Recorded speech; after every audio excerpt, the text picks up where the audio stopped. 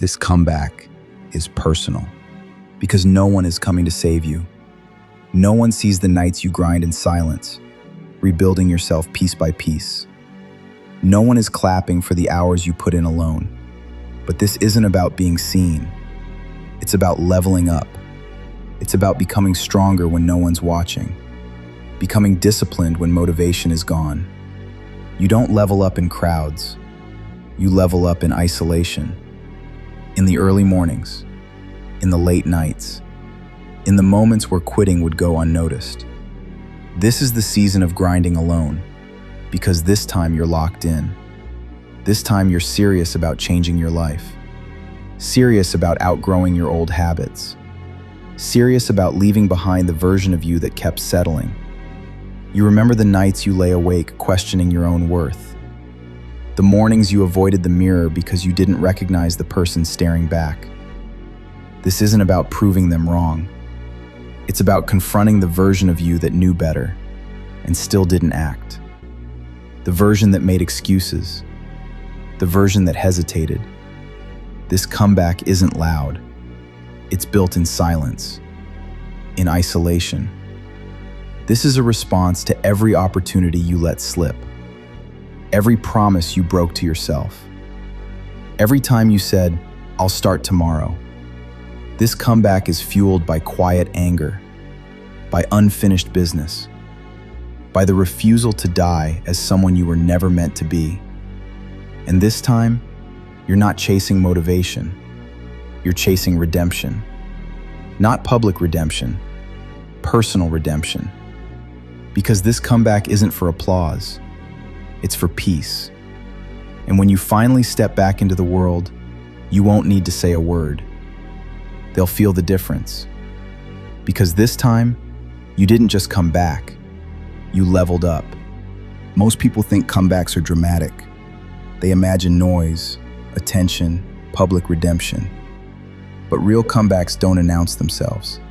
They happen in silence, behind closed doors, early mornings, late nights. They begin when no one is watching and no one believes. This comeback isn't for the people who doubted you. It's not for the ones who left. It's not even for the ones who stayed. It's for you, for the promises you broke to yourself, for the discipline you let slip. Because somewhere along the way, you drifted from who you knew you could be. And now, you feel it. That tension, that restlessness, that quiet voice that says, "This isn't over. I know I can do more." This comeback feels different because the pain was real. You didn't just lose momentum. You lost belief. You tried, you failed, you waited, and time kept moving without you. You watched others pass you by. You watched opportunities close. You watched motivation fade. And at some point, you stopped talking about your goals because it hurt too much to explain why you weren't there yet. That's what makes this personal.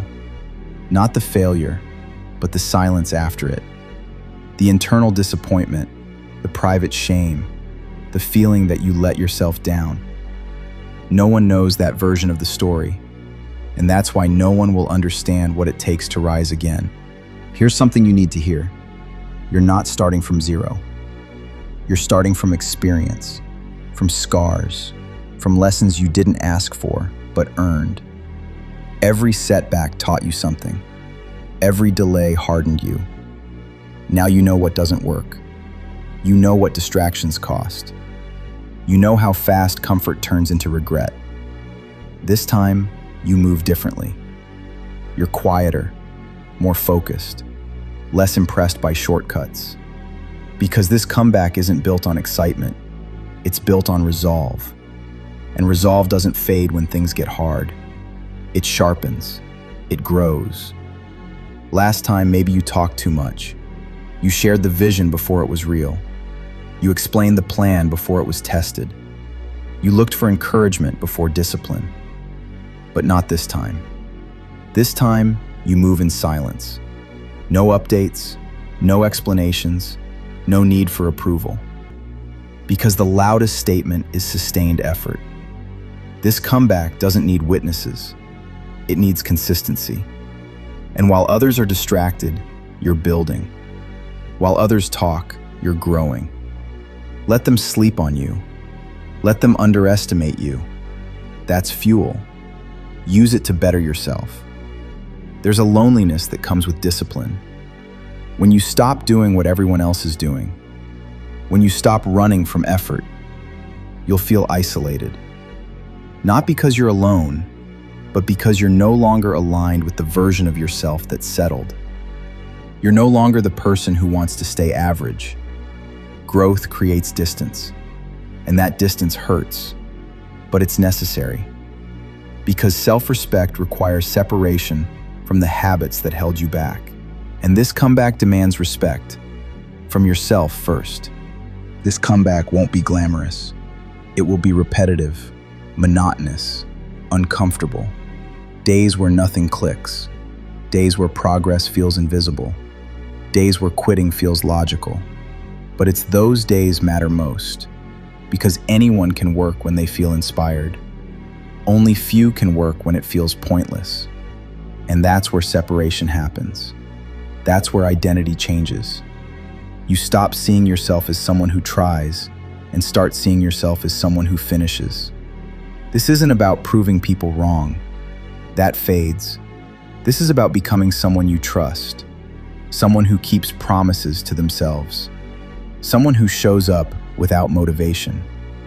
This comeback is about alignment, about waking up without regret, about moving with intention, about knowing, deep down, you didn't quit on yourself.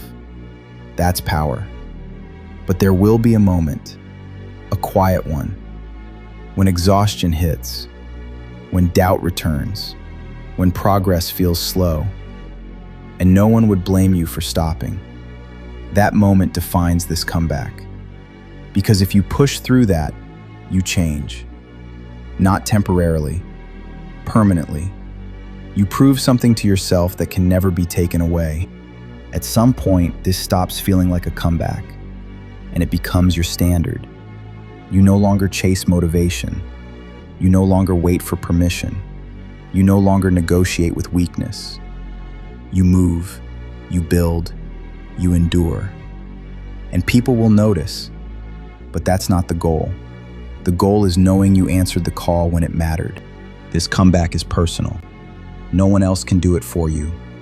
No one else feels the pressure building in your chest when you realize time is moving and excuses don't stop it. This isn't about motivation anymore. It's about survival. Because staying the same is costing you more than change ever will. You already know what happens if you don't commit. You've already lived that version of your life. You felt the disappointment. You've tasted the regret. And you're still here. Which means the story isn't finished, but it will end one way or another. Either you rise or you slowly disappear into comfort. There is no neutral ground. Every day you hesitate, you teach yourself it's acceptable to stay small. Every day you act, you carve distance between who you were and who you refuse to die as. This comeback won't feel heroic. It will feel lonely, exhausting. It will demand more from you than you think you have. And that's the point. Because comfort never asked you to grow. It only asked you to stay. But growth will strip you down. It will confront you with your weakness. It will force you to choose, again and again, between ease and evolution.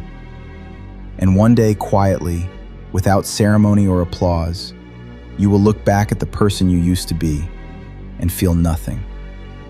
No anger, no shame, no regret, only distance.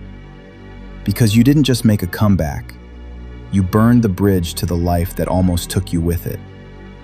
This is the moment you stop negotiating, the moment you stop waiting, the moment you decide that the version of you who quit, delayed, and doubted dies here. This comeback is personal, and you're not walking away from it. Not this time.